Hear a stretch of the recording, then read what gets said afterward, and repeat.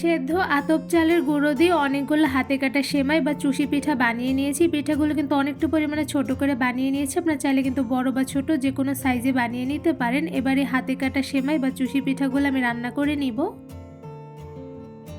সেমাই পিঠা রান্না করার জন্য একটি প্যানের মধ্যে গরুর 1 লিটার লিকুইড দুধ জাল করে হাফ লিটার করে নিয়েছি, সেগুলোই দিয়ে দিয়েছি। এবার এর মধ্যে দিয়ে দিচ্ছি 2টা তেজপাতা, সাথে দিয়ে দিচ্ছি 2টা দারচিনি আর এলাচ। এবার খুব ভালোভাবে কিছুক্ষণ গরুর দুধগুলো জাল করে রান্না করে নিব।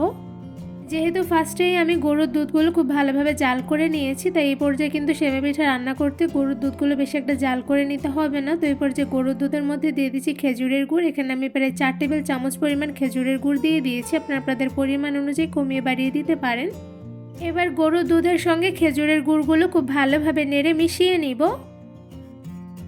এই তো খুব ভালোভাবে নেড়ে মিশিয়ে নেওয়া হয়ে গিয়েছে। এবার এর মধ্যে দিয়ে দিচ্ছি চিনি। এখানে আমি 2 টেবিল চামচ পরিমাণ চিনি দিয়ে দিয়েছি। আপনাদের স্বাদ মতন চিনির পরিমাণটা কমিয়ে বাড়িয়ে দিতে পারেন। গরুর দুধের সঙ্গে চিনিগুলো খুব ভালোভাবে নেড়ে নিয়েছি। এবার কিছুক্ষণ সময় নিয়ে গরুর দুধগুলো খুব ভালোভাবে জাল করে নিব, যাতে চিনিগুলো আর গুড়গুলো খুব ভালোভাবে গলে যায়। গরুর দুধগুলো কিছুক্ষণ জাল করে বলক তুলে নিব। আর এদিকে দেখতেই পাচ্ছেন এখানে আমি বানিয়ে রাখা সেমাই পিঠাগুলো এবার এই দুধের মধ্যে দিয়ে দিব। যখন পিঠাটা একদম বলক তুলে আসবে তখনই কিন্তু পিঠাগুলো দিয়ে দিতে হবে, তাহলে কিন্তু পিঠাগুলো একদমই ভেঙে যাবে না। আর পিঠাগুলো দেওয়ার সময় কিন্তু চামচ দিয়ে অনবরত নাড়তে হবে, নয়তো কিন্তু একটার সঙ্গে একটা লেগে যেতে পারে। পিঠাগুলো চামচের সাহায্যে খুব ভালোভাবে নেড়ে নিচ্ছি। আর একটা সাইড থেকে কিন্তু আমি অল্প পরিমাণ করে পিঠাগুলো দিয়ে দিচ্ছি। এভাবে কিন্তু আমি সবগুলো পিঠা দুধের মধ্যে দিয়ে দিব। দুধের মধ্যে সেমাই পিঠাগুলো দিয়ে দেওয়ার সময় কিন্তু চুলার আঁচটা একদম হাইতে রেখে পিঠাগুলো দিতে হবে, নয়তোবা কিন্তু পিঠাগুলো ভেঙে যেতে পারে। তো এই পর্যায়ে দেখতেই পাচ্ছেন অল্প পরিমাণ করে পিঠা দিয়ে আমি খুব ভালোভাবে একটি চামচের সাহায্যে নেড়ে নিচ্ছি। এই তো দুধের সঙ্গে পিঠাগুলো খুব ভালোভাবে নেড়ে নিয়েছি। এবার চুলার আঁচটা একদম লোতে রেখে আমি পিঠার উপরে অল্প পরিমাণ করে গুঁড়া দুধ দিয়ে দিচ্ছি। এতে করে কিন্তু পিঠাটা খুব তাড়াতাড়ি ঘন হয়ে আসবে, আর সাথে কিন্তু খেতে বেশ মজাদার হবে।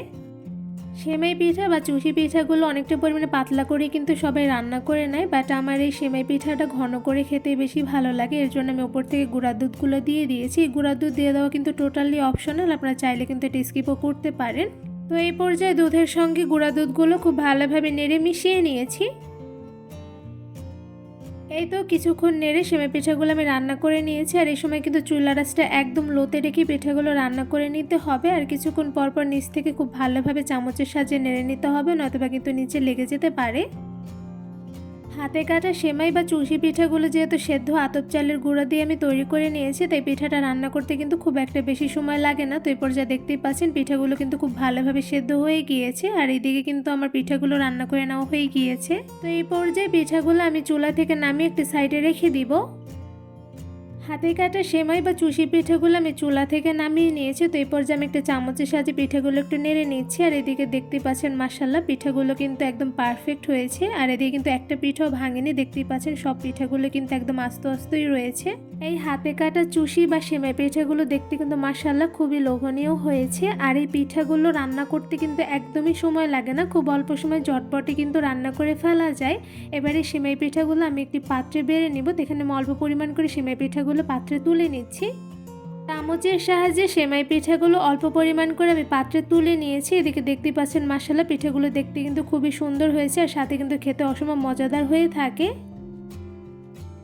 একদম সহজভাবে কোনো রকম ঝামেলা ছাড়াই শুধুমাত্র অল্প কিছু উপকরণ দিয়ে ঝটপট বানিয়ে নিয়েছি দারুণ মজাদার হাতে কাটা সেমাই পিঠা। এই হাতে কাটা সেমাই পিঠাগুলো রান্না করা যেমন খুব সহজ, সাথে খেতে কিন্তু অসম্ভব মজাদার হয়ে থাকে। এই হাতে কাটা সেমাই বা চুষি পিঠাগুলো মাশাআল্লাহ দেখতে যেমন সুন্দর হয়েছে, সাথে খেতে কিন্তু অসম্ভব মজাদার হয়েছে। হাতে কাটা সেমাই বা চুষি পিঠাগুলো রান্না করে নেওয়ার পরও কিন্তু মাশাআল্লাহ একদম পারফেক্ট হয়েছে, কোনো প্রকার ভেঙে যায়নি, আর সাথে কিন্তু দেখতে খুবই লোভনীয় হয়েছে।